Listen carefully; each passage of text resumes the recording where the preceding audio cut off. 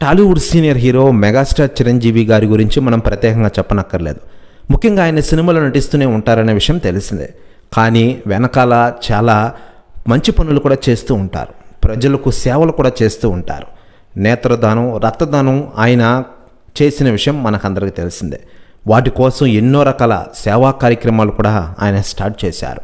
ప్రజల గుండెలో నిలిచారు. ఈరోజు ప్రజల మనిషి అయ్యారు చిరంజీవి గారు. ఒకానొక దశలో చిరంజీవి గారు రాజకీయాల్లోకి వచ్చారు. పార్టీని కూడా స్థాపించారు.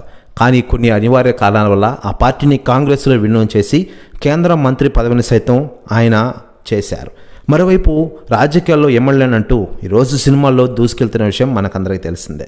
మరోవైపు మెగాస్టార్ చిరంజీవి గారి మంచితనం గురించి సెలబ్రిటీలు స్పందిస్తుండగా తాజాగా మాజీ మంత్రి నటి ఆర్కే రోజా గారు సంచలన వ్యాఖ్యలు చేశారట.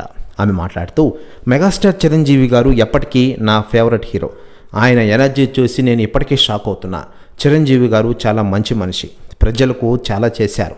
ఇంకా చేస్తూనే ఉన్నారు, చేస్తారు కూడా. ఆయన గొప్ప మనిషి, ఎవరికి అన్యాయం చేయలేదు. ఆయన రాజకీయం వేరంటూ సంచలన వ్యాఖ్యలు చేశారట ఆర్కే రోజా గారు. ప్రస్తుతం న్యూస్ కూడా తెగ వైరల్ అవుతోంది తెలుగు ఇండస్ట్రీలో. మరోవైపు మెగాస్టార్ చిరంజీవి గారు ప్రస్తుతం విశ్వంబర సినిమాతో ఫుల్ బిజీగా ఉన్నారు. ఈ సినిమాని ఏడాది సమ్మర్లో అంటే మే 9న సినిమా రిలీజ్ చేయాలని చూస్తూ ఉన్నారట. దీనిపై అధికార ప్రకటన త్వరలోనే రానుంది.